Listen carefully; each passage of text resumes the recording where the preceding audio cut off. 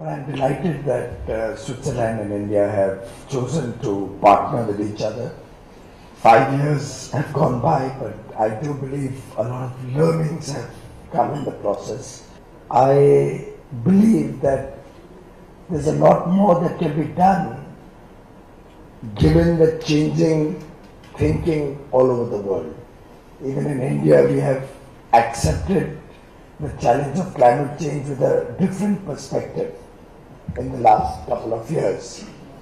And now with the signing of the Paris Agreement, with that being ratified and becoming international law, since more than 55% of the world has engaged or ratified the agreement, I think it's the best time to seriously look at each of the elements of energy consumption.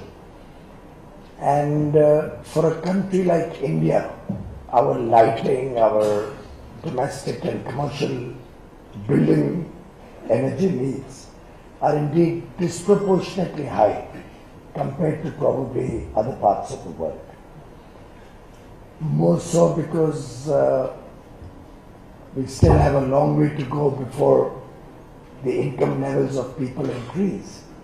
And in this situation, basic usage of electricity for lighting and fans, increasingly for refrigerators and coolers, has become quite a large chunk of the energy that we consume in the country.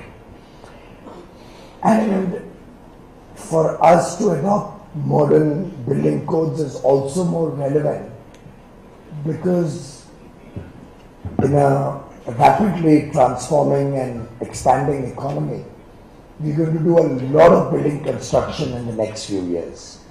In fact, some estimates suggest that if one was to take the total number of buildings that will be existing in India in 2030, we probably haven't built even 1/3 of those so far. So there's going to be at least a 200% expansion in the amount of buildings that we have in India in the next 15 years.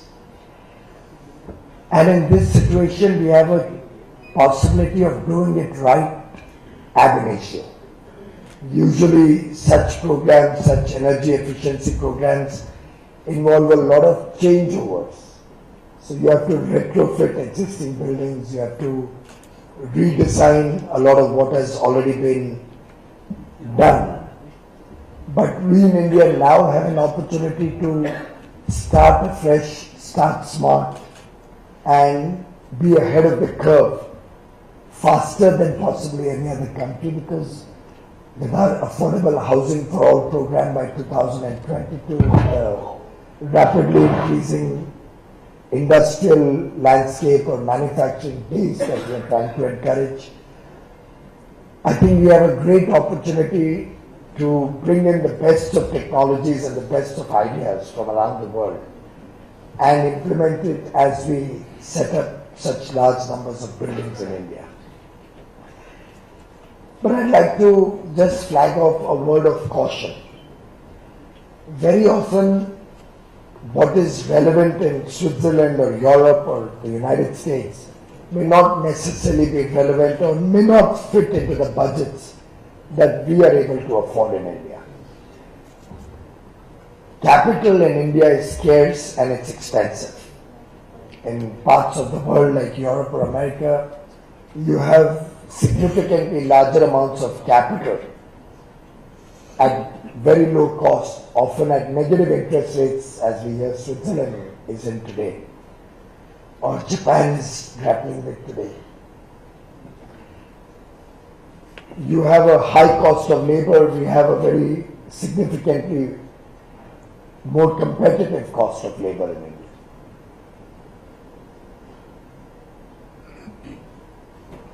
In this situation, it's very essential that policymakers and designers all work to indigenize solutions, to make solutions which are more relevant to the Indian context, to the Indian economics of building construction. I was just finalizing 2 buildings in Delhi, one for the Ministry of New and Renewable Energy and one for my political party, the Bharatiya Janata Party, its national headquarters. In both cases, we have tried to go to a net zero or energy efficient building where we generate as much electricity as we produce. We are trying to create designs where we exploit the maximum sunshine for natural lighting, yet not allowing it to become inefficient in terms of its air conditioning load. We are trying to see different elements of the building design to see how ventilation can help supplement air conditioning, both for the fresh air and for more energy efficiency. But while doing this, in both buildings, we found that the same solutions didn't work. So in the government building, the MNRE building, there's going to be a larger number of people who would be stationed in each office and would work 9 to 5 or whatever time I let them go in the night. But in my political party headquarters, there would be large areas which would not be used very frequently. My own office there, for instance. With my other duties, I may not be going to that office more than maybe once a week for a few hours. But other times it would remain empty. But it would have a large number of footfalls of visitors, which would not be there in the Renewable Energy Ministry building. So we have to factor in large number of people coming into the building, therefore a large amount of people in the building at all times, but concentrated in particular areas, not uniformly around the building. Now I'm just saying this out of a recent experience so that both the policymakers and designers bear in mind that don't come up with a one-size-fits-all regulation or design. One will have to sit with clients and work out in great detail the actual dimensions and actual needs of the customer. And you as policymakers should not be mandating impractical things, which will actually add to cost unnecessarily. So finally, instead of probably the most efficient air conditioning, which would be a central chilling plant or something like that, we found that an intermediate solution between window split air conditioners and a totally central unit, an intermediate solution turned out to be the most cost effective. We looked at the life cycle costs, but then there's also a huge interest cost to be factored in for whatever money is invested in the BJP, in the party office. But in the Renewable Energy Ministry, possibly a central air conditioning unit may work. So every building will have its own dynamics. There will often be a need to design a building in a certain fashion.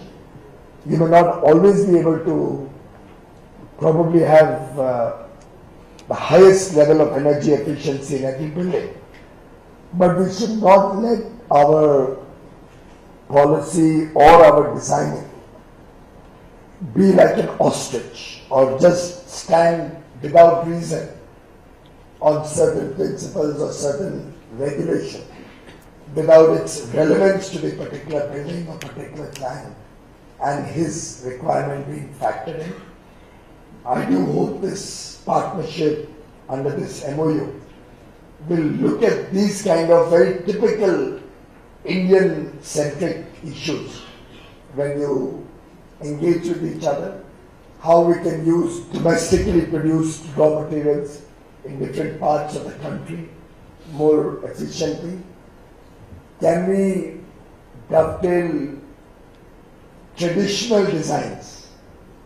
And I'm given to understand that Indian architecture of yore, of the good old days, was probably far more advanced than what we are doing today in terms of the way the stupas were designed, or the way the temples were designed, the way the ventilation in the temples or the sunlight in the temples was let in. Temples, mosques, churches, whatever, all places of religion, all places of architecture that we have in the country.